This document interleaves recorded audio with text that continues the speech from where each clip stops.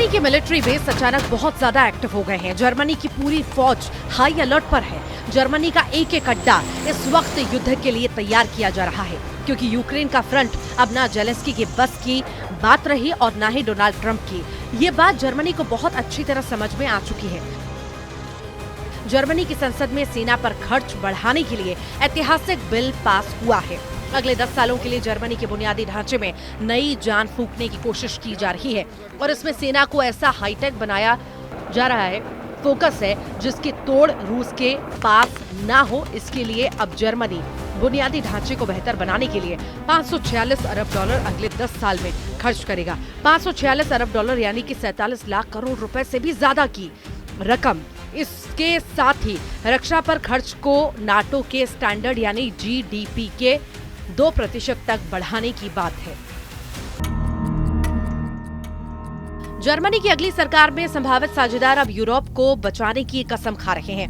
वो डिफेंस पर होने वाले खर्च बढ़ाना चाहते हैं, इसके लिए नियमों में ढील देना चाहते हैं। जर्मनी के नए चांसलर बनने जा रहे फ्रेडरिक मर्ज और मौजूदा चांसलर ओलाफ शॉल्ज की पार्टी जर्मनी को यूरोप में एक नया दर्जा देना चाहते हैं, जो रूस को बड़ी टक्कर के तौर पर देखा जा रहा है।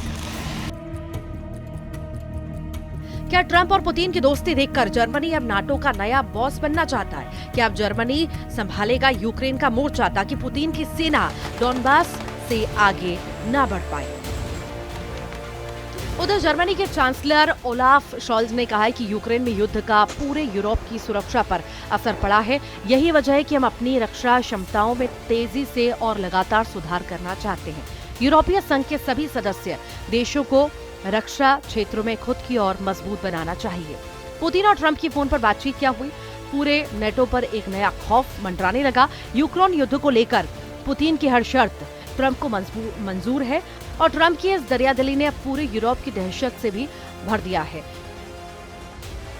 पुतिन और ट्रंप की फोन पर बातचीत क्या हुई? पूरे नेटो पर एक नया खौफ मंडराने लगा है। यूक्रेन युद्ध को लेकर पुतिन हर शर्त ट्रंप को मंजूर है और ट्रंप की इस दरियादिली ने अब पूरे यूरोप को दहशत में डाल दिया है। दहशत यानी डर, वहशत यानी पुतिन का गुस्सा, वहशत यानी नाटो के सबसे बड़े देश अमेरिका का रूस के सामने सरेंडर।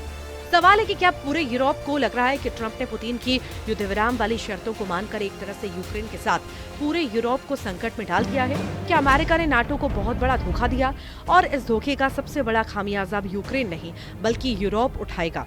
क्या इसीलिए नाटो ने अमेरिका की लीडरशिप खत्म होती हुई नजर आ रही है? क्या इसीलिए अब जर्मनी नाटो का नया बॉस बनना चाहता है क्योंकि रूस के खिलाफ मोर्चे में एक नए लीडर की जरूरत है?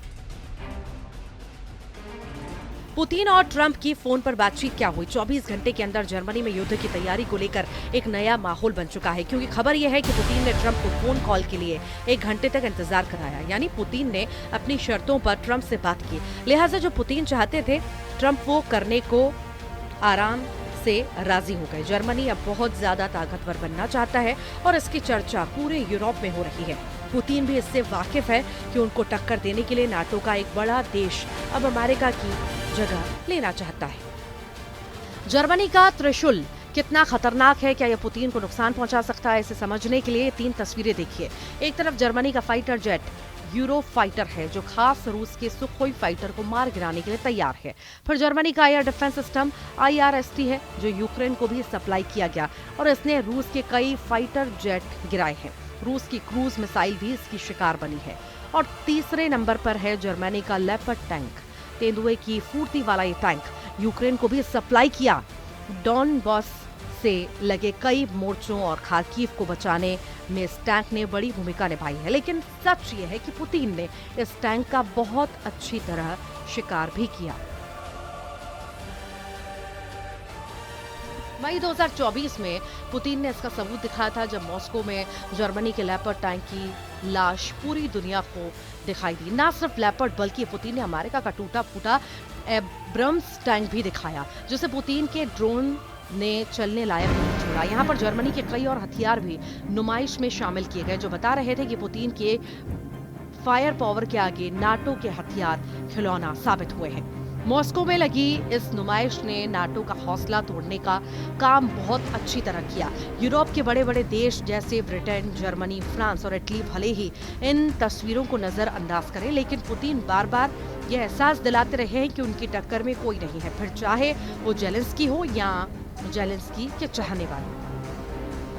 ये टैंक यूक्रेन युद्ध में कब्जे में लिया गया। इसे चला रहा चालक दल इसे छोड़कर भाग गया था, क्योंकि रूस के एक ड्रोन ने जब इस पर हमला किया तो इसका पूरा सिस्टम खराब हो गया था। पुतिन पहले ही बता चुके हैं कि उनकी लड़ाई यूक्रेन से ज्यादा नाटो की सेनाओं से है, जो इस वक्त जेलेंस्की के युद्ध को तेज करने के लिए यूक्रेन में मौजूद है। ये बात पुतिन बहुत अच्छी तरह जानते हैं कि अब इसकी लीडरशिप अमेरिका से हटकर दूसरे देशों के पास जा सकती है, क्योंकि अब यूक्रेन में लड़ना आसान नहीं है और बिना ट्रंप के यूरोप को बचाना मुश्किल होना तय है। इसीलिए जर्मनी की सेनाएं एक्टिव मोड में हैं और वो पुतिन को डराने का कोई मौका नहीं छोड़ना चाहती। जर्मनी ने अपनी सेना की तादाद भी बढ़ाने की तैयारी कर ली है। जर्मनी में भी आम आदमी को मिलिट्री ट्रेनिंग दी जा रही है।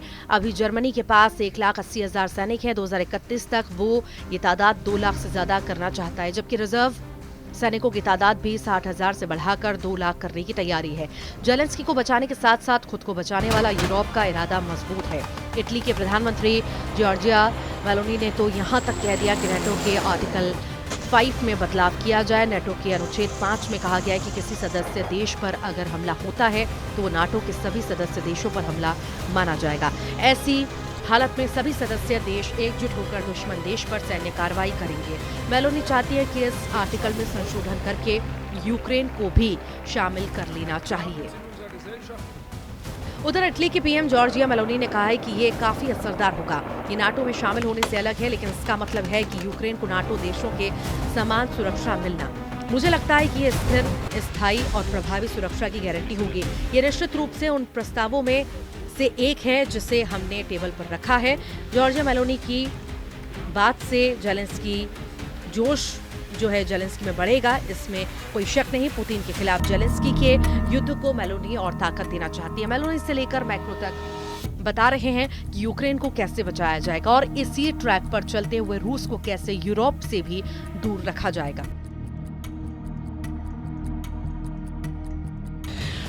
मैक्रो ने अपनी वो परमाणु छतरी खोल दी है जो पूरे यूरोप को एटम बम वाले हमले से बचा सकती है।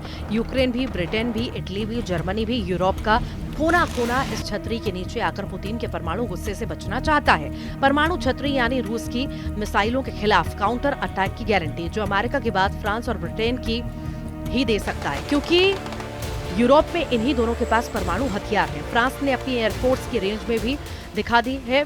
दक्षिण अमेरिका के फ्रेंच गुयाना में जब एरियान 6 रॉकेट लॉन्च किया गया तो उस लॉन्चिंग का वीडियो फ्रांस के राफेल विमानों ने बनाया। एरियान 6 से फ्रांस की एक मिलिट्री सैटेलाइट लॉन्च की गई है।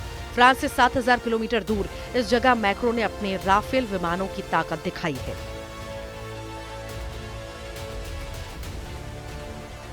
यूक्रेन में जो कुछ चल रहा है उसे देखते हुए हमें अपनी रक्षा क्षमताओं को बढ़ाने की जरूरत है। हमें अगले कुछ सालों में ऐसे क्षमता बनानी होगी जिससे यूरोप के लोगों की हिफाजत की जा सके। अभी तक अमेरिका की मदद ही रही है, जिसकी वजह से यूक्रेन की फौज ने वॉर जोन में पैर जमाए हुए हैं, नहीं तो डॉनबास तक पूरी तरह से रूस के कब्जे में है। अमेरिका से मिले हाइमार्स रॉकेट और पैट्रियट मिसाइल सिस्टम दोनों ने रूस को कीव और खार्किव से दूर रखा है। तो वहीं एब्रम्स टैंक से लेकर F-16 फाइटर जेट भी अमेरिका के दखल पर यूक्रेन तक पहुंचे। हालांकि पुतिन ने इन दोनों हथियारों को नाक रगड़ने पर मजबूर कर दिया है। अब जर्मनी और फ्रांस एक्टिव हुए हैं। सवाल है कि इन दोनों नेटो देश का आक्रामक रुख पुतिन के गुस्से को दबा पाएगा या नहीं।